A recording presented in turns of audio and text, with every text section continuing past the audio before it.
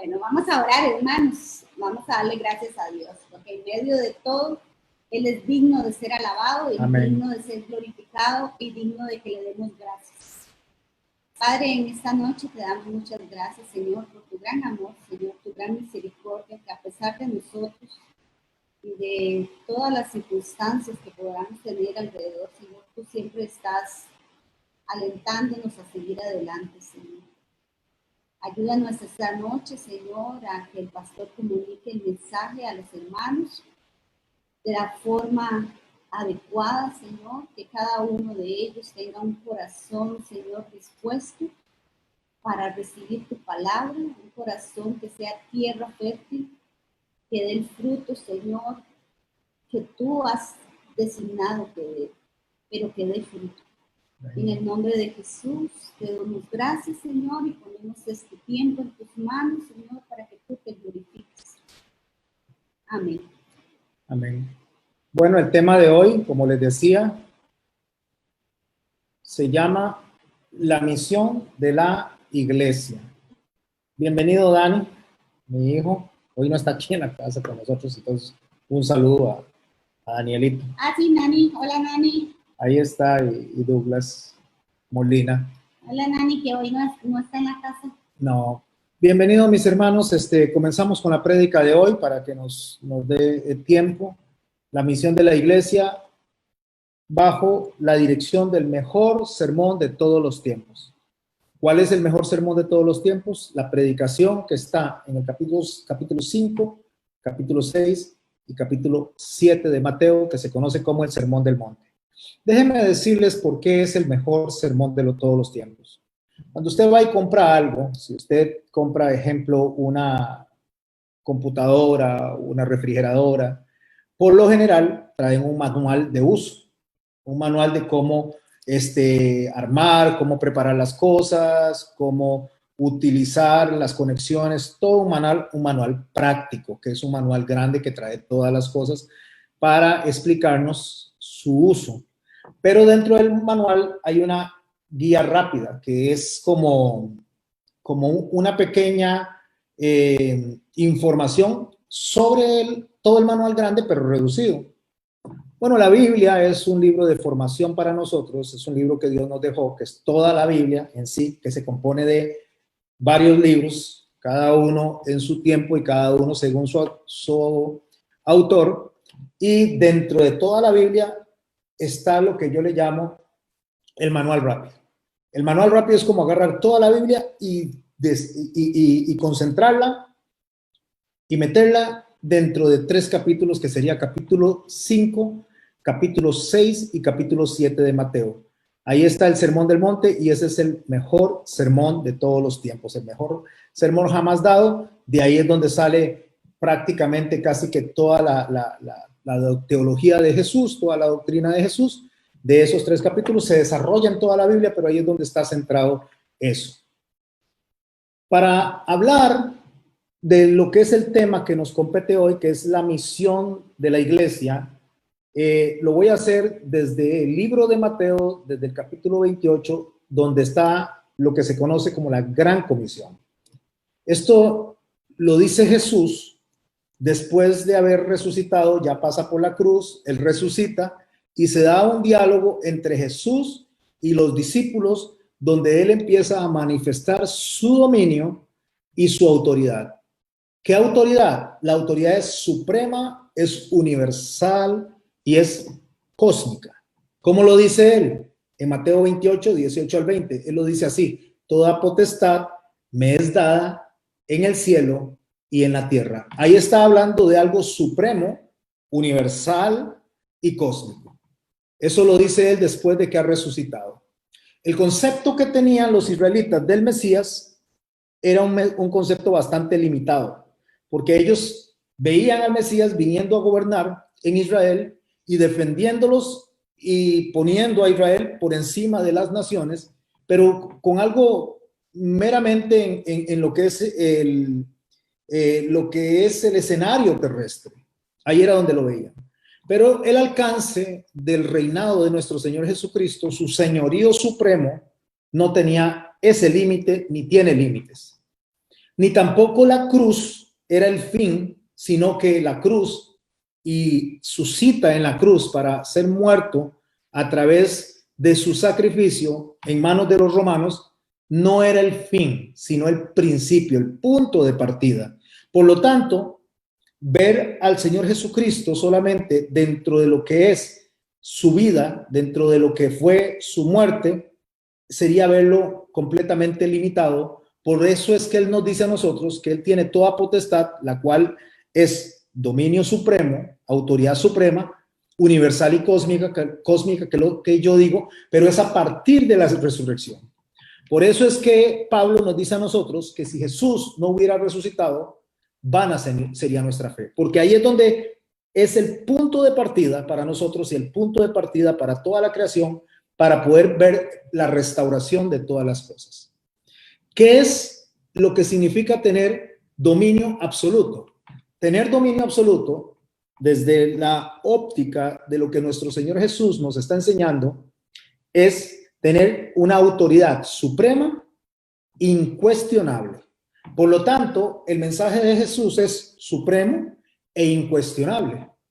Es la persona correcta para enseñar y para dar la enseñanza correcta. No solo la persona correcta, sino la enseñanza correcta. Cuando Él dice que tiene toda potestad, Él lo que nos está diciendo es que tiene la posición, tiene el lugar de honor, tiene la gloria y tiene el poder. Por eso, cuando Mateo aborda la enseñanza del Señor, una de las cosas que nuestro Señor Jesucristo nos dice a nosotros en el capítulo 23, verso 10 de Mateo, dice que no seamos llamados maestros porque uno es vuestro maestro, el Cristo. Ahora, tengamos mucho cuidado con eso, porque no significa que no enseñemos, no significa que no nos preparemos, no significa que no seamos formados, sino básicamente lo que él está diciendo es que la autoridad suprema, la autoridad competente e irrefutable es la autoridad que viene de él y la enseñanza que viene de él. Nosotros tenemos que entender acerca de él lo que es una autoridad, porque eso es lo que se le dio a él, potestad. ¿Qué se le está dando? Se le está dando autoridad para decirnos a nosotros cómo nosotros tenemos que vivir, cómo tenemos que conducirnos para que agrademos al Padre. Esa es la autoridad incuestionable que Él tiene. Por eso Él dice, toda potestad, toda autoridad, o sea, me ha sido dada en los cielos y en la tierra. Esta palabra potestad que aparece en el escenario de la Gran Comisión, en griego es exousia. Esa, toda potestad es exousia. Y deseo que le pongamos atención a eso, porque eso es una autoridad por derecho. Es muy diferente a la palabra de autoridad venida del griego que es exesti, porque la palabra exesti es autoridad por capacidad. Voy a explicar esto para poderlo tener bastante claro. De ahí que usted y yo, recordando la enseñanza de la semana pasada, no podemos vivir a nuestra manera, no podemos vivir como nos da la gana. Tenemos que vivir de acuerdo a lo que Dios establece a través de las enseñanzas de nuestro Señor Jesucristo, que tiene la autoridad, que tiene la potestad, exousia, por derecho. ¿Cuál es la diferencia entre una autoridad y la otra? Entre la que es por derecho y la que es por capacidad. Voy a explicar algunos términos en cuanto a la autoridad para que podamos ver la diferencia entre la potestad, la autoridad que tiene nuestro Señor Jesucristo y las diferentes autoridades que podríamos encontrar nosotros en nuestro entorno. Para aprender un poquito más de autoridad, podemos hablar básicamente de la autoridad tradicional. Esta es una autoridad que se hereda, que se puede delegar. Cuando una autoridad se delega o se hereda, esa tiene que ver con los reyes, tiene que ver muchas veces en una empresa cuando el padre es el dueño de la empresa y se retira o se muere y se lo deja a su hijo, pero no necesariamente la persona que recibe esa autoridad es digno de esa autoridad. O sea, la autoridad por tradición, la autoridad por delegarse, no necesariamente hace digna a la persona o la persona es digna de esa autoridad. Después viene otra autoridad que se conoce como la autoridad carismática. Esta autoridad carismática se basa en la admiración, se basa en el respeto, se basa en cómo las personas subordinadas ven al líder, les agrada, lo respetan, lo ven una persona que tiene facilidad, lo quieren. Es básicamente una autoridad alrededor de su personalidad. Así que esta autoridad carismática es una autoridad que mucha gente la tiene porque los demás la reconocen y por lo que los demás lo siguen y reconocen que esa persona puede liderarlos. Pero tampoco esa autoridad necesariamente hace digna a la persona. Déjenme ir explicando para que al final veamos qué es ser digno de autoridad o qué es ser una persona que tiene una autoridad por derecho o una autoridad exousia.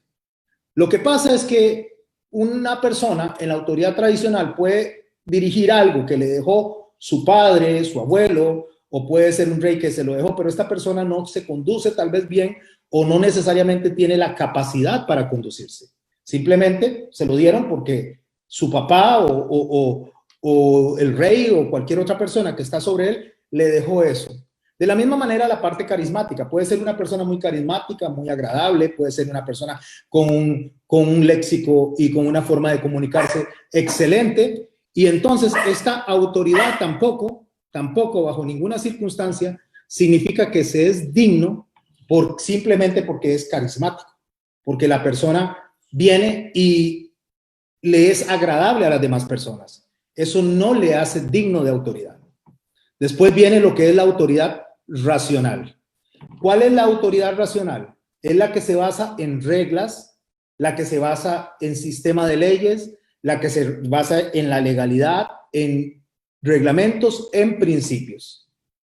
¿Qué es eso? Es una autoridad como la que genera la Asamblea Legislativa, como la autoridad que generan, digamos, las diferentes regulaciones en cada país, los congresos. Esos ponen a personas al frente, al mando, pero eso no los hace dignos tampoco, ni necesariamente son dignos de llevar esa autoridad. De ahí tanta corrupción, de ahí tantas cosas erradas que se hacen alrededor de los ministerios establecidos por hombres, porque esto no necesariamente hace digna a la persona, ni la persona es digna de esa autoridad. Después viene lo que se conoce como la autoridad formal. ¿Qué es una autoridad formal?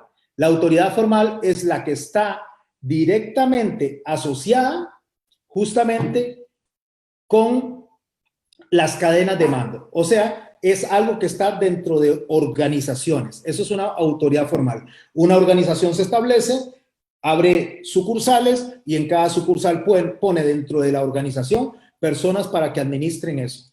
Eso tampoco le hace digno, ni es ni la persona o los grupos de personas necesariamente reciben la autoridad por dignidad, porque son simple y sencillamente, alguien los puso tal vez porque tuvieron los atestados, mas no necesariamente la dignidad.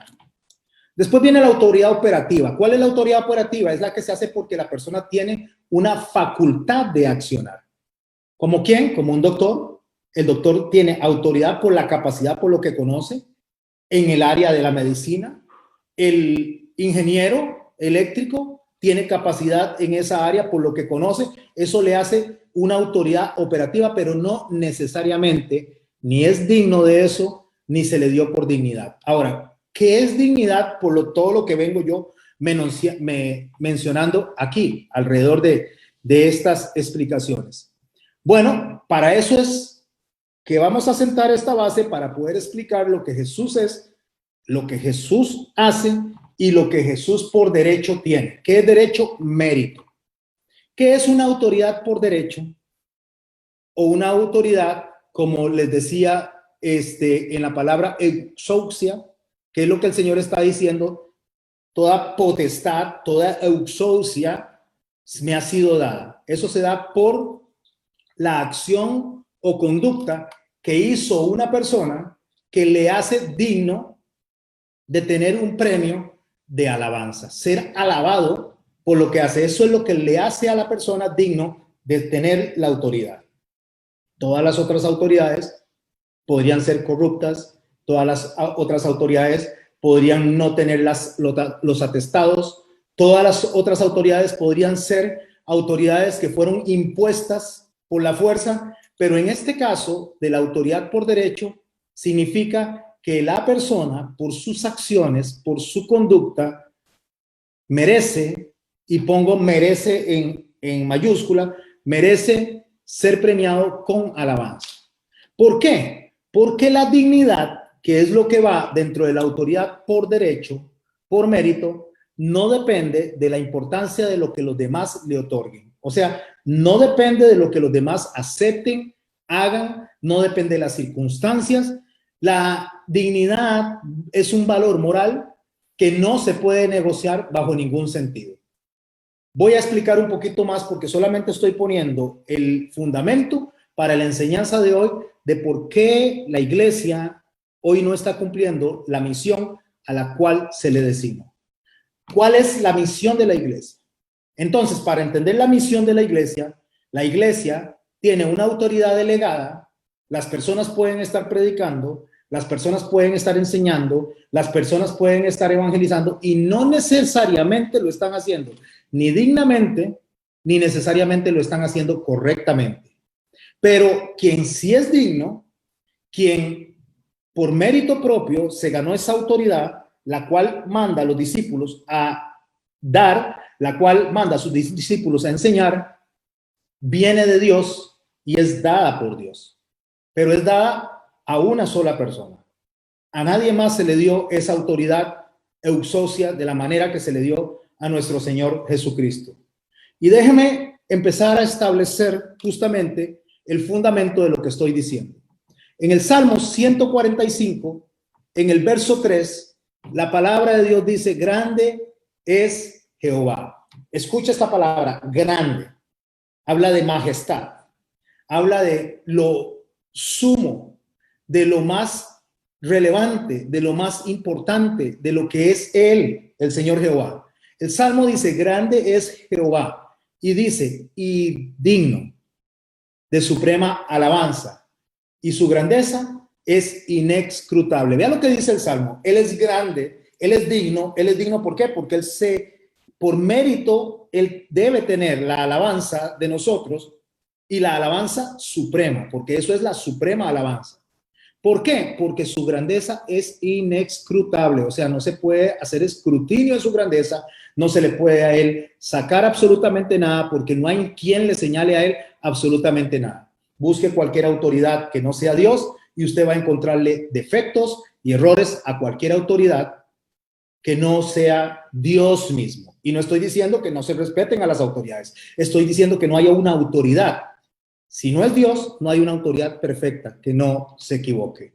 Así que la iglesia que tiene la autoridad para enseñar no necesariamente lo hace de manera perfecta, porque está compuesta de seres humanos que le han sido delegadas la autoridad de parte de nuestro Señor, y muchas veces las cosas que hace el ser humano alrededor de lo que Dios le manda no es como Dios se lo manda.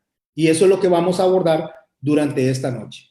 Voy a hacer un poquito más de base, voy a darles un poquito más de material y podemos ir a Apocalipsis en el capítulo 5, en el verso 2. Escuchen lo que dice para poder ir estableciendo lo que es la dignidad y lo que es la exousia, lo que es que el Señor tiene toda potestad, o sea que Él es digno de eso. Dice Apocalipsis capítulo 5, verso 2. Y vi a un ángel fuerte que pregonaba a gran voz. Eso es al fin de los tiempos. Ya ahí lo que se está haciendo es el juicio sobre las naciones. Ya ahí lo que se está dando es el final de la humanidad para que inicie el reinado eterno de nuestro Señor Jesucristo. Y vi a un ángel fuerte que pregonaba a gran voz y preguntaba esto: ¿quién es digno? Ahí está la palabra, exousia. ¿Quién es digno de abrir el libro y desatar los sellos? O sea, ¿quién es digno? ¿Quién tiene esa potestad de abrir los sellos? Y el verso 3 de capítulo 5 de Apocalipsis dice, y ninguno. Ahí es donde yo le digo que no hay nadie que no sea Él. Y ninguno. ¿En dónde? Ni en el cielo, ni en la tierra, ni debajo de la tierra podía abrir el libro, ni aún mirarlo, ni siquiera mirarlo. Ahí es donde el Señor nos enseña a nosotros que Él, por mérito propio, por lo que Él hizo, porque Él cumplió todo como el Padre se lo dijo, Él tiene toda potestad. ¿Dónde? En el cielo, en la tierra y aún debajo de la tierra. Entonces Juan dice, yo lloraba mucho, dice, porque no se había hallado a ninguno digno, por favor, a ninguno digno, socia, de abrir el libro, ni de leerlo, ni de mirarlo. Y uno de los ancianos me dijo, no llores. Y ahora vea quién tiene la autoridad, quién es digno y quién por derecho puede reclamar la alabanza que le pertenece a él y a nadie más. He aquí el león de la tribu de Judá. La raíz de David ha vencido para abrir el libro y desatar sus 7 sellos. Por eso, alrededor de esto que estoy hablando, alrededor de lo que es la dignidad de nuestro Señor Jesucristo, Él hizo esa declaración allá en Mateo capítulo 28, en los versos 18 y 19. Y Él dijo, toda potestad, toda exousia, toda potestad, o sea, toda autoridad, toda exousia, me ha sido dada en el cielo y en la tierra. Y concluye, y ahí es donde empezamos a ver la función que le toca hacer a la iglesia. Él concluye, por tanto, por esa razón, porque soy el que es digno, porque soy el único que cumplió y era el único que podía cumplir con la justicia de Dios, satisfacer la demanda de justicia de Dios. Por tanto, verso 19, por esa razón, entonces dice, id y haced discípulos a todas las naciones.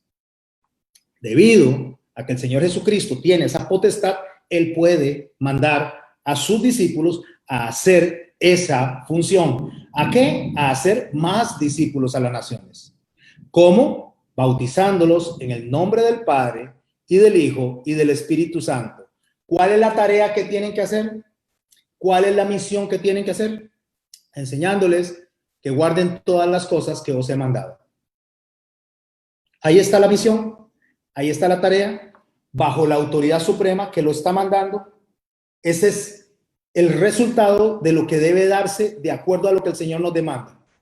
La garantía para poder hacer eso, después de que nos dice que enseñemos las cosas que nos ha mandado, dice, porque yo estoy con vosotros todos los días hasta el fin del mundo. Por lo tanto, nosotros tenemos un mandato, tenemos una demanda y tenemos un respaldo, que es Él. Pensemos en el mandamiento, hacer discípulos. Él no dice vaya y salven gente. Ese es un error que la iglesia está haciendo. Él salva a la gente y la iglesia discipula a las personas para que se integren a la iglesia y sean parte de la iglesia en cuanto a conocimiento, en cuanto a formación de quién es el Padre y quién es el Hijo, a lo que el Señor le llama vida eterna. El Señor dice, esta es la vida eterna, que conozcan al Padre y que conozcan al Hijo.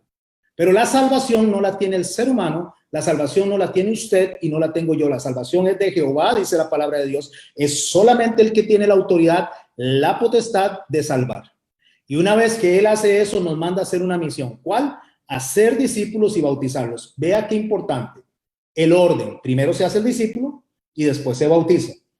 Hay gente que hace el bautismo primero y después todo lo demás, sin que la persona ni siquiera tenga conocimiento, ni siquiera de que en ese momento está funcionando en la tierra, porque tal vez son criaturas muy pequeñitas que ni siquiera tienen idea de lo que está en ese momento pasando en su estado de vida en lo que es la tierra. Por lo tanto, primero se hace discípulo, el discípulo necesita tener conocimiento, necesita aprender y después se bautiza. Ese es el orden, hacer discípulos y bautizarles. No es al revés. ¿A quiénes? A personas en todas las naciones.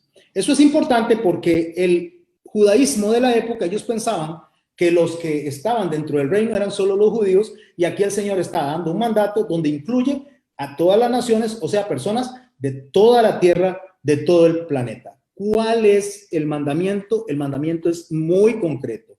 Enseñar. Por favor, guarde eso, anótelo. Enseñar. ¿Qué es lo que enseñar? Lo que Él mandó, las cosas que Él mandó. Enseñar y guardar lo que Él nos mandó, con la garantía de que Él va a estar con nosotros. ¿Cómo yo voy a enseñar algo si es el mandamiento, si no lo conozco? ¿Cómo voy a enseñar algo si no me disipulo y no me preparo para enseñarle a otros, para que esta cadena, donde yo disipulo a uno y este disipula al otro y el otro disipula al otro, se dé por siempre hasta el fin del mundo?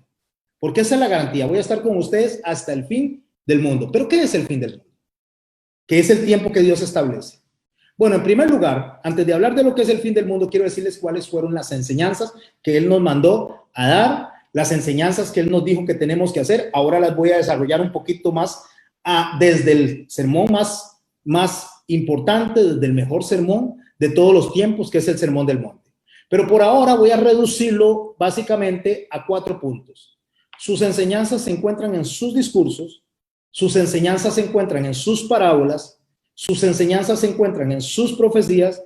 ¿Y qué nos enseña? Conducta, santificación, ¿en dónde? En el mundo. Y Él dice que debemos de hacer discípulos y que Él va a estar con nosotros hasta el fin del mundo. ¿Pero qué es el fin del mundo? O sea, ¿cuál es la referencia que Él nos está enseñando que es el fin del mundo? En primer lugar, para yo entender eso, debo entender que es el mundo desde el contexto que se está enseñando. No está hablando de la pelota, donde vivimos nosotros, en el planeta donde vivimos nosotros, sino está hablando de un sistema justamente que tiene que caer, que gobierna esta tierra y que gobierna a las personas que habitan en esta tierra. Ese sistema es un sistema de autosuficiencia que inhabilita al hombre al conocimiento de la verdad, al conocimiento de la vida eterna, y por lo tanto no se somete a Dios, a la voluntad de Dios, ni al juicio de Dios. Cuando digo no se somete, no es que no tenga que someterse, porque el hombre, quiera o no quiera, tendrá que dar cuentas, que tendrá que rendir cuentas delante de Dios en algún momento, que es lo que nos enseña a nosotros Salomón en el capítulo 12, cuando dice que a todo hombre le va a acontecer que va a tener que dar cuentas de lo bueno y de lo malo que ha hecho. ¿Qué es un sistema de autosuficiencia el cual se está enseñando en el mundo? Y ese es el mundo al cual se está refiriendo el Señor. Eso es lo que tiene que caer. Ese sistema de enseñanza tiene que caer para que sea la enseñanza de la evangelización de Él la que venga y predomine sobre este sistema. El sistema de autosuficiencia es el sistema que quita a Dios de sus planes y la persona vive como le da la gana. El sistema de autosuficiencia es el que le enseña al hombre cómo vivir, cómo caminar, pero le quita la preeminencia a Dios en su vida, y lo que hace el hombre es pensar, actuar según sus emociones y según lo que a él quiere, según lo que a él le place. Entonces, lo contrario a ese sistema de autosuficiencia que inhabilita al mismo hombre para el conocimiento, ese sistema contrario se llama evangelización, y tiene que ser la enseñanza, la evangelización que viene del que tiene la potestad, del que tiene la autoridad por derecho propio. ¿Qué es la evangelización de Cristo? Es enseñarle a las personas la forma en que agradan a Dios para salir de esa esclavitud y aprender a ser dependientes del que es digno de ser alabado, de ser adorado, porque Él cumplió, porque Él vino y hizo absolutamente todo lo que el Padre demandaba. Entonces, cuando yo empiezo a entender eso, no tiene que ver nada con la tierra, sino que tiene que ver con los cielos. Por eso Pablo, en Efesios capítulo 6, verso 12, Pablo nos dice a nosotros que no tenemos lucha contra sangre y carne, está hablando contra la humanidad, contra personas, sino contra principados, dice, contra potestades, contra los gobernadores de las tinieblas de este siglo, contra huestes espirituales de maldad en las regiones celestes. Ahí es donde está la lucha, y eso es lo que hay que enseñarle a las personas, y la iglesia le toca enseñarle a las personas que la lucha es en las regiones celestes, o lo que sería lo mismo en los lugares celestiales, ahí y no en la tierra. Por eso es que las personas en su autosuficiencia se están fijando en las cosas de la tierra, donde Salomón dice que todo debajo de los cielos, todo lo que está por debajo, que sería aquí en la tierra, es vanidad. ¿Qué es vanidad? Vanidad es como agarrar una pompa de jabón e inflarla, usted la ve de colores, muy bonita, la toca y se estalla, o sea, no hay nada por dentro. Todo lo que se enseñe en esta temporalidad para arraigarnos, para amarrarnos, para atarnos, para sostenernos en esta temporalidad donde nosotros somos peregrinos y extranjeros, todo eso es vanidad. Nosotros tenemos que tener una enseñanza, y como iglesia tenemos que dar una enseñanza para que la gente ponga los ojos justamente en los cielos, en los lugares celestiales, y es ahí donde se está dando justamente la batalla. Por eso es que el Señor nos da a nosotros realidades visibles para entender cosas invisibles de nuestra vida actual, para que podamos extendernos a la eternidad, para que podamos ver más allá de nuestra temporalidad. Pero eso se da ¿en dónde? En el ámbito del pensamiento. Es ahí donde se da la lucha, y cuando se habla de los lugares celestiales, cuando se habla de las regiones celestes, es en los pensamientos, no en lo material. El Señor lo dice de una manera extraordinaria, porque el Señor es el predicador, el Señor es el maestro, el Señor es el Señor. Nosotros solamente hacemos y repetimos lo que Él dice, y espero que estemos repitiendo las cosas de la manera correcta. El Señor dice de esta manera, y lo dice en Marcos capítulo 7, versos 21 al 23.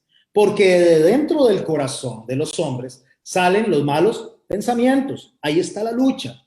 No es en el exterior se ve lo que inicia en el pensamiento. Que hay ahí fornicaciones, robos, homicidios, adulterios, avaricias, maldades, engaños, sensualidad, envidia, calumnia, orgullo e insensatez.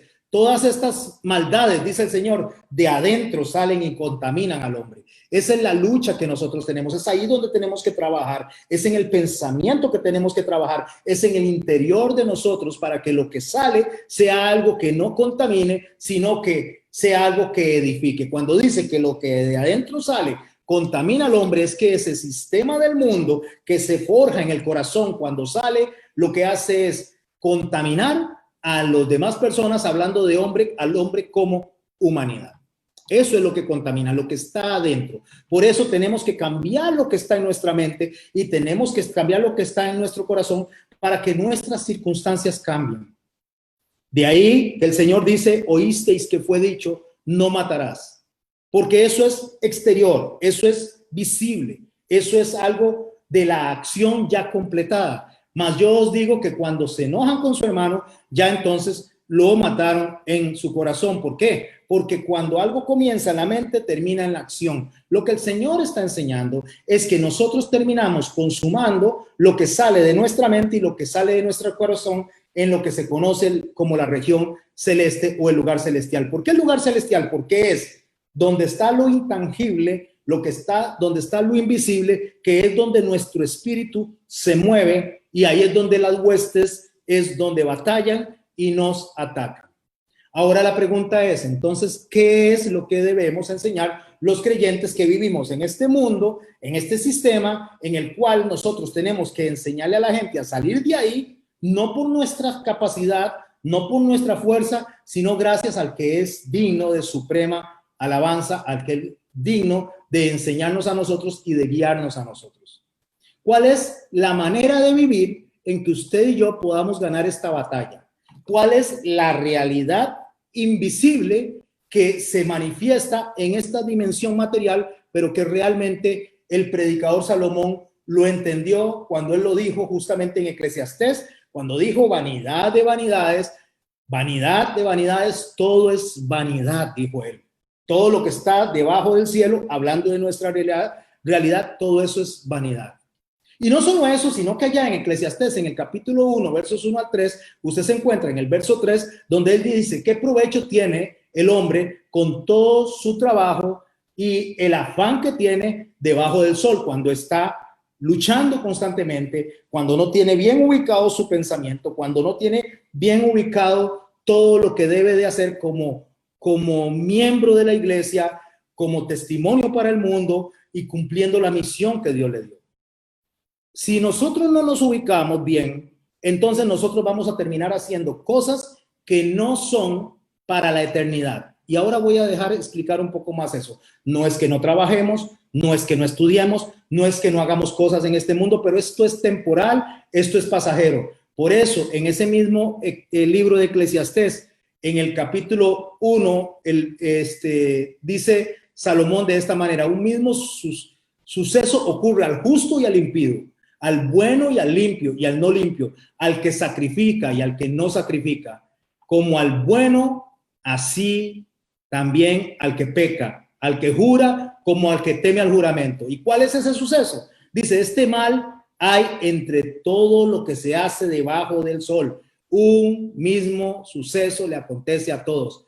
¿Cuál es ese suceso? Que después todas las personas van a ir al lugar de los muertos. Y una vez que se va a ese lugar de los muertos, dice, vamos a ir a dar cuentas de todo lo que hemos hecho, de lo bueno y de lo malo. Pero el ser humano se arraiga a este mundo, se abraza a este mundo y no sabe que la muerte le puede llegar por cualquier circunstancia en cualquier momento, por un accidente en manos de terceros, por una enfermedad, por ancianidad, puede ser por cualquier cosa, pero la muerte le puede alcanzar en cualquier momento. Ese es el suceso del cual Salomón se refiere. Y por eso allá en Eclesiastés, en el capítulo 9, él nos dice a nosotros en el verso 4 que hay esperanza. Si usted y yo nos desanimamos porque nos acontece la muerte y pensamos que va a suceder en el momento que estemos delante de Dios, dice Salomón que hay esperanza. ¿Para quién? Para todo aquel que está entre los vivos. Mientras hay vida, hay esperanza. ¿Por qué hay esperanza? Porque podemos cambiar nuestras acciones, podemos cambiar nuestra forma de conducirnos, podemos cambiar nuestra forma de pensar, podemos cambiar nuestra forma de reaccionar, podemos cambiar la forma de tratar a las personas. El esposo, ¿cómo trata a la esposa? No necesita morirse para cambiar, puede cambiar y empezar a tratarla como Jesús trata a la iglesia, amando como Jesús amó a la iglesia, entregándose a ella. ¿Cómo puede la mujer tratar a su esposo? En respeto, honrándolo, como el Señor también respeta y honra a nuestro Padre. De esa misma manera, los hijos pueden cambiar. Mientras hay vida, se puede cambiar. Nosotros podemos cambiar, porque ese acontecimiento, ese suceso que le acontece a todas las personas debajo de los cielos, justamente ese suceso tiene esperanza si nosotros sabemos el mensaje que Salomón dejó cuando dice, porque es mejor un perro vivo que un león muerto. ¿Por qué? Porque un león muerto, aunque sea fuerte, aunque sea conquistador, aunque sea un depredador, muerto ya no hace nada, ya no tiene nada que hacer. Mientras que el perro vivo sí puede hacer cosas. Así que mi hermano y mi hermana, no importa la situación en la que usted esté, en la que yo esté, si funcionamos cumpliendo la misión a la cual fuimos encomendados, si funcionamos haciendo lo que es correcto, mientras estamos con vida, mientras el Señor nos da esa oportunidad, tenemos esperanza. Porque aunque hayamos fallado, aunque nos desanimemos, aunque a veces queramos tirar la toalla, mientras estemos vivos hay esperanza. Porque es mejor, mientras se está vivo, que se cumplan las cosas y no que después de muertos tengamos que presentarnos delante de Dios y a dar un testimonio que Dios no se va a agradar de nuestro testimonio. Ok, ¿quién aprendió todo esto? ¿Quién fue enseñado de todo esto que vamos a hablar ahora? Los discípulos. Los discípulos fueron enseñados. Ellos habían aprendido cómo debían enseñar. Por eso él le dijo, toda potestad, toda autoridad me fue dada en los cielos y en la tierra. Y por eso los estoy enviando, porque yo tengo la potestad y yo los estoy mandando y yo los voy a acompañar a ustedes hasta el fin del mundo, hasta que caiga ese sistema, hasta que ese sistema no siga. Nosotros debemos de entender y debemos de aprender que hoy lastimosamente en la mayoría de los lugares se enseña autosuficiencia, independencia de Dios, y muchos lo que están enseñando es la famosa declaración de la confesión positiva. Decláralo y recíbelo. Eso no fue lo que el Señor mandó a enseñar. Eso no le dijo a la iglesia que tenía que enseñar. Él le dijo que le enseñara a las personas lo que él había enseñado. ¿Y qué es lo que él enseñó? Él nos enseñó a nosotros, que nosotros que tenemos que enseñar. Nosotros tenemos que ir a ese manual pequeño, a toda la Biblia, por supuesto, pero hoy vamos a ir a ese manual pequeño para ver cuáles son las bases de lo que la iglesia debería estar enseñando y por qué la iglesia ha fallado en la misión. Santiago en el capítulo 4, en el verso 4 dice, oh almas adúlteras, dice, ¿No sabéis que la amistad con el mundo es enemistad contra Dios? ¿Cuál es la amistad con el mundo? Con ese sistema de autosuficiencia, con ese sistema que nos aleja de la dependencia de Dios, con ese sistema que dice que usted y yo somos los que tenemos el poder, que tenemos la dignidad, que tenemos la autoridad, que tenemos el orgullo. Ese es un sistema ideado por los seres humanos y ahora lo vamos a ver, porque el Señor nos enseña a nosotros dependencia de Él. Por eso es que dice en ese mismo verso 4 de Santiago 4, cualquiera pues que se quiera hacer amigo del mundo, de ese sistema, se constituye enemigo de Dios. Y en el verso 13 Santiago continúa diciendo así: vamos ahora a los que decís, hoy y mañana iremos a tal y cual ciudad, estaremos allá un año, traficaremos y ganaremos. ¿Por qué a nosotros Santiago nos está enseñando eso? Porque justamente sabe la debilidad del hombre de tratar de ser él el que determine su camino, de tratar de ser el que decida su camino y alejarse de la dependencia de Dios y no acatar sus mandamientos. Entonces se escriben y se realizan enseñanzas que el hombre desea darle al otro hombre para que el hombre se sienta el mejor, el más bueno, el más habilidoso, y se olvida de la dependencia de Dios, porque esa es la enseñanza del mundo. Y por eso Santiago en el verso 14, en ese capítulo 4, dice que nosotros no debemos de actuar así. Usted no puede, ni yo puedo estar diciendo, yo declaro que mañana va a pasar esto, yo declaro que mañana va a pasar aquello, yo declaro que mañana llueve, yo declaro que mañana no llueve, yo decido, yo me apropio, yo no acepto un no por respuesta, yo hago esto, yo y yo. ¿Y por qué Santiago dice eso en el capítulo 4? Vean lo que dice el verso 14. Cuando no sabéis lo que será mañana. ¿Por qué? Porque ¿qué es vuestra vida? Dice. O sea, ustedes no saben ni qué es el mañana. Ustedes pueden tener el hoy, pero no saben qué es el mañana. ¿Por qué? Porque ustedes no le dicen al Señor, no le preguntan al Señor, no le consultan al Señor, sino que deciden por ustedes mismos. Y la vida de ustedes, dice Santiago, ciertamente es neblina que aparece un poco de tiempo y luego se desvanece. Así es la neblina. Usted sale y dice, mire, hay neblina. Entró a la casa, salió y ya no hay neblina. Así es la vida suya y así es la vida mía. Qué orgullosos que somos nosotros, qué soberbios que somos nosotros, pensando que en nuestro limitado pensamiento, en nuestra incapacidad, en nuestras limitadas acciones, donde no somos ni siquiera dignos, porque lo dice bien el texto del Apocalipsis, no había ninguno, nadie digno, ni en el cielo, ni en la tierra, ni en ningún lado, de abrir el libro, porque solo uno es digno, solo uno tiene la ousia, solo uno tiene la autoridad, y ese es nuestro Señor Jesucristo, el Cordero que fue inmolado por nosotros. Por lo tanto, a ese es al que tenemos que preguntarle, dice Santiago, que en lugar de estar diciendo, voy mañana a hacer esto, voy mañana a hacer aquello, y lo puedo decir de esta manera, yo declaro, yo me apropio, el Señor dice, no digan eso. En lugar de eso, ustedes digan, si el Señor quiere, viviremos y haremos esto y aquello, si el Señor quiere. Qué inmaduros, qué arrogantes que somos. Ahora, yo no lo estoy diciendo, no lo invento yo. Si usted lee el verso 16 del texto de Santiago 4, se va a dar cuenta que eso está en la Biblia. Pero ahora os jactáis en vuestras soberbias. ¿Cómo nos está diciendo Santiago? Soberbios. ¿Cómo nos está diciendo Santiago? ¿De qué se jactan? Porque toda jactancia semejante es mala, dice.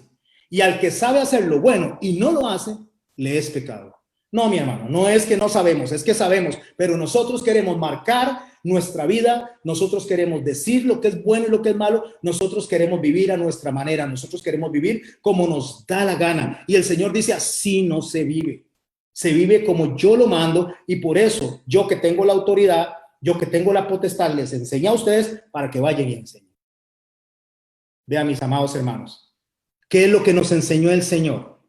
Voy a dar 17 puntos rápidos. Y cuando digo 17 puntos rápidos, es lo que se encuentra en el capítulo 5, 6 y 7 del libro de Mateo, donde el mejor sermón del mundo, el mejor sermón de todos los tiempos, el manual de instrucción nos enseña a nosotros lo que es bueno y lo que no lo es, en boca de nuestro Señor Jesucristo. Digo los puntos rápidamente, usted lo lee en su casa, usted lo estudia en su casa, para después decirle dónde está fallando la iglesia en la misión que le toca. ¿Qué nos dice el Señor? Como punto 1 de 17, la felicidad no se basa en cosas materiales. Entonces nos dice las bienaventuranzas. ¿Dónde realmente la persona es dichosa? ¿Dónde la persona es bienaventurada? Eso lo encuentra en Mateo capítulo 5, versos 3 al 12. Nos enseña a tener una vida santa que glorifique al Señor y que nosotros seamos sal y luz para las demás personas. Nos enseña a ser testimonio para las demás personas. En ese mismo capítulo, en el verso 3, 13 y 16, nos enseña el valor de las intenciones, no solo las acciones, sino el manejo correcto de las emociones. Versos 17 al 30. La importancia nos enseña de lo que es el matrimonio como testimonio, la importancia de cómo nosotros tenemos que vivir el hombre y la mujer para buen testimonio de lo que es el cuerpo de Cristo. La importancia en el matrimonio del arrepentimiento y del perdón. Lo encuentra en ese capítulo 5, versos 31 al 32. Nos enseña a pensar bien antes que hablar, a analizar antes que jurar. Por eso dice, no jurarás en vano. Lo encuentra en el verso 38 al 48. Incluso nos enseña a amar incluso a los enemigos. El amor, eso lo encuentra, en el verso 38 al 48 y no jurar en el verso 33 al 37. Nos enseña a ser íntegros, a no vivir de apariencia. Nos enseña incluso el valor de la oración como valor fundamental en nuestras vidas. Eso lo encuentra en el capítulo 6 a partir del verso 1. Nos enseñan a enfocarnos en todas las prioridades y nos enseña también lo que es la trascendencia de lo que nosotros hacemos en la vida eterna. Nos enseña en el capítulo 6, verso 22 al 23, cuál es realmente el ojo de la maldad, cuál es la puerta de la maldad. Eso nos enseña el Señor también a través de ese mini manual de operaciones, ese mini manual de acciones. Nos enseña a confiar en Dios completamente y no en las posesiones, a entender y a poder valorar la bendición correcta. Lo encuentras en el capítulo 6, versos 24 al 34. Debemos de analizar nuestras vidas antes de criticar a los demás, dice el Señor. O sea, examínense usted antes de que vea a los demás y ataque a los demás y trate de examinar a los demás. O sea, hacer un correcto juicio nos enseña a nosotros. Capítulo 7, versos 1 al 6. En el verso 12 del capítulo 7 nos enseña a qué hacer con las personas. O sea, que hagamos lo mismo que nos gustaría a nosotros que hicieran con nosotros.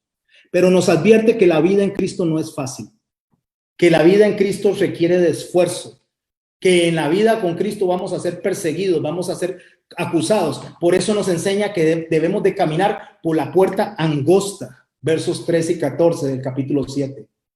A cuidarnos de que no nos desvíen del camino. De nada sirve, mis hermanos, todas estas buenas palabras y todas estas buenas enseñanzas, dice, si no tenemos la intención correcta. Por lo tanto, también en el verso 21 y 23 del capítulo 7 nos enseña a tener los frutos como evidencia de que realmente somos hijos de Dios. Yo sé que lo estoy diciendo muy rápido, pero luego ven el video en YouTube y toman todas esas citas y todos esos puntos para que lo repasen. Ahora, cierra el Señor en el capítulo 7 del libro de Mateo, versos 24 al 27, diciéndonos que de nada sirve escuchar el mejor sermón del mundo predicado por el que es digno, por el que tiene por mérito propio la alabanza, la adoración y la suprema exaltación, si no ponemos en práctica lo que aprendemos. Eso lo ve en Mateo 7, 24 al 27. Por eso el Señor nos termina a nosotros enseñando en ese mismo capítulo 7 que el que oye, escuche, oye estas palabras y las hace, le va a comparar a un hombre prudente que edificó su casa sobre la roca. ¿Qué pasó? Descendió la lluvia, vinieron los ríos y los soplaron los vientos, golpearon contra aquella casa. Pero cualquiera, dice el verso 26 del capítulo 7 de Mateo, pero cualquiera que me oye de nuevo estas palabras y no las hace, le compararé a un hombre insensato que edificó su casa sobre la arena. Descendió la lluvia, vinieron los ríos y soplaron los vientos y dieron con ímpetu contra aquella casa y cayó y fue grande su ruina. Repito, este hombre insensato le vinieron los vientos, le golpearon, igual que la otra casa que no cayó. La una cayó y la otra cayó. ¿Cuál fue la diferencia entre la una y la otra? ¿Que no tuvo aflicciones? No. La diferencia es que uno oyó e hizo, y el otro oyó y no hizo. Los dos oyeron, solo que uno practicó, respondió a la enseñanza, y el otro no respondió. Ahora, para cerrar esta enseñanza, quiero hablarles en 10 puntos básicos en los que la iglesia no está cumpliendo la misión de todos los tiempos. La iglesia está fallando en esa misión y, por favor, pueden haber más puntos, pero quiero rescatar estos 10 puntos para que lo analicemos. Hoy en día se ha generado una predicación a base de experiencias personales. Es uno de los fallos, porque el Señor nos enseñó que teníamos que hacerlo a base de la confianza, a base de la fe, a base de ponernos en las manos de Dios. Hoy en día, como segundo punto, cada quien dice recibir una revelación diferente y una interpretación diferente de las Escrituras. O sea que hoy en día la gente está interpretando la Biblia a como le place. Cada quien a su manera presenta los mensajes del Señor. Hoy en día, punto 3, se le da órdenes a Dios con un irrespeto total a su majestad. Hoy en día la gente se levanta y le dice a Dios qué hay que hacer y qué tiene que hacer porque usted me prometió y usted me tiene que cumplir, y no se le acercan a Dios con respeto, con honra, no se le acerca a Dios con humillación. Ahí está fallando hoy en día la iglesia. Cuando hablo de la iglesia estoy hablando de manera general, no estoy hablando de usted, de mí ni del vecino, estoy hablando de manera general porque eso es en lo que se está fallando. Hoy en día se le demanda a Dios, se le ordena a Dios y no se le obedece. Se levantan mini iglesias como punto 4 dentro de la misma iglesia o dentro de la congregación. Los jóvenes tienen su propia mini iglesia, las mujeres su propia mini iglesia, muchas veces los hombres su propia mini iglesia, los de la alabanza su propia mini iglesia, y esas mini congregaciones, cuando un líder se van de la iglesia todos los demás que siguen a ese líder en esa mini iglesia. ¿Por qué? Porque se hacen mini reinitos dentro de un reino que le pertenece a Jesucristo. Hoy en día, mis hermanos, cada quien tiene una meta propia y direccionada. Hoy en día, muchas veces, los jóvenes se enojan y dejan al pastor botado y dejan toda la misión botada simplemente porque no están de acuerdo con lo que Dios demanda y no obedecen a esa autoridad que ha sido delegada por Dios. Hoy en día se enseña como punto 5 gracia barata, donde no hay responsabilidad en los actos, donde la persona, cada quien cree que puede hacer lo que le da la gana sin darle cuentas a Dios, donde se basa la emoción, donde se basa la psicología. Ahí también está fallando la iglesia. Hoy en día hay una competencia, un trabajo de competencia como punto 6 entre las denominaciones. No se ve como un cuerpo, se ven como competencia. Hoy en día los creyentes atacan a los creyentes dentro de la misma congregación. Las personas con envidia, cuando se levanta una iglesia, entonces se atacan unos a otros porque nosotros somos los mejores, porque nosotros somos los que realmente tenemos la verdad, pero no los demás. En lugar de buscar la pacificación, en lugar de buscar la unidad del espíritu, en lugar de buscar a que seamos de Cristo y no de un predicador en determinado lugar, de un país en determinado lugar o de una región en la tierra de determinado lugar. Hoy se hacen estrategias humanas para sostener la iglesia y no las estrategias de Cristo, y por eso cada quien vive como le da la gana. Hoy en día los sermones se limitan a ser escuchados. Hoy la gente llega, escucha un sermón y no toma la palabra de Dios en todo el resto de la semana, no estudian toda la semana. No escudriñan las escrituras, se quedan con eso, aunque eso sea incluso hasta falso, hasta sea erróneo. ¿Por qué? Porque no tienen ganas de hacer las cosas que son del Señor. Lo hacen simple y sencillamente como por cumplir, como por pasar el rato. No hay una inversión de tiempo en aprender y en discipularse cuando es el mandamiento que se dio, discipular, y necesitamos ser discipulados también. Hoy no se respeta lo establecido por Dios en lo que es el tiempo de enseñanza. Hoy se le da supremacía a la música, se le da supremacía a los actos, se le da supremacía dentro de la iglesia a las relaciones. Hoy se ha convertido la iglesia en un club social y no un lugar de formación. Y eso ha hecho que la iglesia no cumpla la misión a lo que se le ha dado. Hoy en día, mi hermano y mi hermana, se ha hecho un show, un entretenimiento en vez de formación de la palabra. La gente se aburre y se va si usted les da palabra, pero sí quieren fiestas, quieren música, quieren piñata, quieren comida, pero no quieren realmente recibir la palabra de vida. Por eso el Señor lo dijo muy claro: ustedes me siguen porque les doy de comer. Y hoy no hay diferencia a lo que pasaba en ese entonces. El mensaje ha caído simple y sencillamente en lo que es la estabilidad económica, en lo que es lo que usted y yo lo haga sentir bien, no en la santificación como fortaleza. Hoy cada persona vive a su manera. Hoy en día la mayoría de las personas viven como les da la gana. ¿Sabe por qué Jesús tenía toda potestad para enseñarnos? ¿Sabe por qué nos dice que tenemos que hacer como Él? Porque Él mismo nos dio el ejemplo de que Él fue obediente hasta la muerte, y la muerte fue en cruz. Juan 6:38 dice: porque he descendido del cielo, no para hacer mi voluntad, sino la voluntad del que me envió. Y esta es la voluntad del Padre que me envió, que de todo lo que me diere no pierda yo nada, sino que lo resucitaré en el día postrero. Y esta es la voluntad del que me ha enviado, que todo aquel que vea al Hijo y cree en Él tenga vida eterna, y yo le resucitaré en el día postrero. ¿Sabe qué es creer en el Hijo? ¿Sabe qué es creer en Jesús?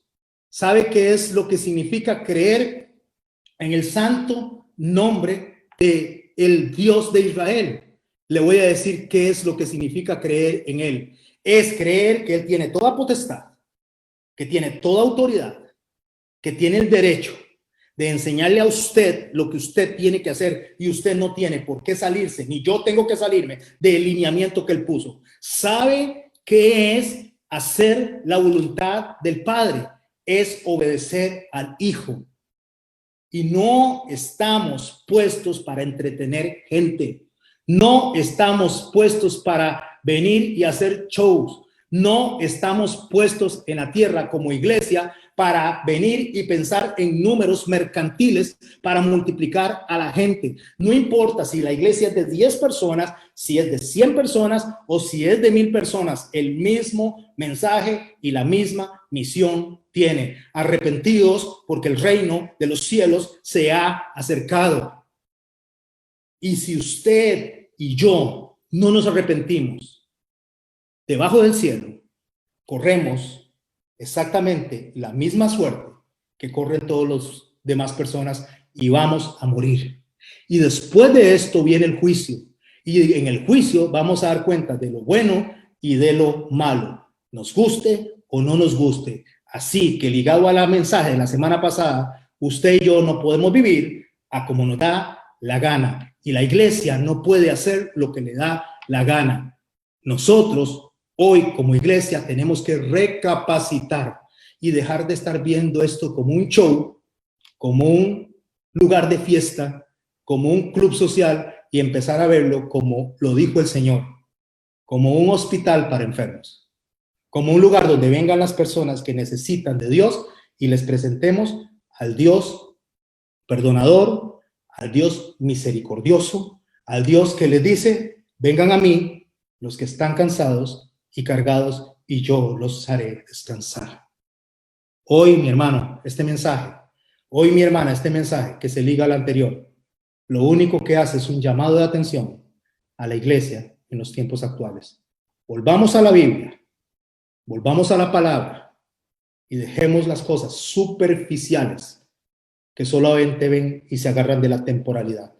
Empecemos a pensar más en el reino de los cielos, en la forma en que nos enseña el libro de Hebreos: puesto los ojos en Cristo, galardonador de la fe, porque Él es el que consumó esa fe, porque Él es el único que tenía la dignidad y es el único que es digno de suprema adoración y alabanza. Espero en el nombre de Jesús que este mensaje, aunque rápido, aunque muy sintetizado, haya llegado a su corazón y lo pueda compartir, y recordarse que si usted está yendo a una congregación, no es a que lo entretengan. Los que van a cantar, si es que van a cantar, no van a entretener ni a que les aplauden. Qué lindo canta, qué bonito canta. Y hay gente que sale y dice: no me gustó la música hoy, no me gustó la adoración, no me gustaron las canciones. ¿Acaso lo están adorando a usted? Están adorando al Dios, al Señor. No me gustó lo que predicó el pastor. ¿Acaso están predicando para que sea usted el que esté de acuerdo o no con la palabra de Dios? Está predicando para que usted y yo entendamos quién es el digno de suprema adoración y de alabanza por toda la eternidad, quién es el Santo de Israel, y nosotros estamos para representar al crucificado, no representarnos a nosotros mismos. Nosotros no estamos porque nos aplaudan. Nosotros estamos para ser luz, para ser sal en medio de las naciones, para enseñar lo que el Señor enseñó en medio de nosotros cuando anduvo caminando. Para eso estamos nosotros. Y por eso es que les llamo y les exhorto y me exhorto a que nos recapacitemos y nos examinemos qué estamos haciendo. ¿Qué estamos haciendo? La gente se aburre por 45 minutos de prédica. La gente se aburre por 1 hora de prédica. Si usted predica más de 1 hora, ya te desconectan, se van o se levantan. Y predicó Jesús días de días. 3 días la gente lo seguía. Y los vio porque no tenían nada que comer. Y los vio con compasión. Porque la gente deseaba escuchar el mensaje. Y hoy en día la gente no quiere escuchar el mensaje. La gente quiere el aplauso, que le digan qué buena sos, que le digan qué carga sos, qué capacidad. Y no que le digan que el Dios bueno, poderoso, santo, se entregó por usted y por mí, que somos totalmente incapaces, que somos como gusanos, y que el Dios todopoderoso vino a morir por usted y por mí en la cruz del Calvario. Ese es el mensaje que tenía hoy. Tengo, porque no he terminado para hoy, y ya viene mi esposa de regreso para que oremos. Y mis hermanos y mis hermanas, mis hermosos y hermosas hermanas, les doy gracias por acompañarnos. Está haciendo un calor terrible. Gracias, mi amor. Está haciendo un calor terrible, pero ya aquí estamos, de frente, dando la señal. Recuerde, a partir de la 2ª, 3ª de septiembre o 1ª de octubre pasaríamos a las 7 de la noche para poder tener tiempo de venir de allá hasta acá para predicar a los que nos siguen de otros lugares. Y si usted, que va a la congregación, quiere escuchar la prédica, también está invitado. Doña Marlene. Muchas gracias. Vamos a darle gracias a Dios, pero antes de darle gracias a Dios, dice Filipenses 2, 9 al 11, dice, por lo cual Dios también le exaltó hasta lo sumo y le dio un nombre que es sobre todo nombre, para que en el nombre de Jesús se doble toda rodilla. Amén. De los que están en los cielos, en la tierra y debajo de la tierra. Y toda lengua confiese que Jesucristo es el Señor, para gloria de Dios Santo. Amén. Eso fue lo que él se ganó. Amén. Por mérito propio. Por mérito propio, por derecho. Por derecho. Padre, gracias, Señor, por tu palabra, por enseñarnos, Señor, todo el tiempo, Señor, a través de ella. Ayúdanos a ser, Señor, hacedores más que oidores. Así es. Ayúdanos, Señor, a hacer lo que tú, Señor, quieres que hagamos como iglesia, que es que prediquemos en tu nombre, Señor, que en tu nombre, Señor, llevemos el mensaje de arrepentimiento, amén, Señor, y no de condenación. Gracias, Padre eterno, por todas tus bondades, y te rogamos, Señor, que a través de tu misericordia nos bendigas, Señor, y que nos protejas de todo mal. En el nombre de Jesús. Amén. Amén. Gracias, mis hermanos. La otra semana tenemos una prédica que se llama De la gloria al infierno. No se lo pierdan. Y mañana en Conversando con Tony y con Nene hablemos de comida. Cuando digo hablemos de comida, ¿cómo impacta la comida en nuestras vidas? Aunque vamos a hablar de comida y va a ser algo delicioso hablar de comida, es cómo impacta, o sea, cómo se graba en nuestras mentes y cómo se graba en nuestros corazones para positivo o para negativo. ¿Por qué? Porque cuando el Señor nos dice a nosotros que Él es nuestro alimento, que Él es el pan de vida nuestro, entonces hablemos de comida y después hablamos de Él. ¿Qué les parece? Gracias. Bendiciones. Bendiciones. Nos vamos en 5 para no salir tan horrible como siempre no, perdón, para no salir así como quedamos cortados. En 5, 4, en 3, en 2, mire mi dedo torcido, en 1.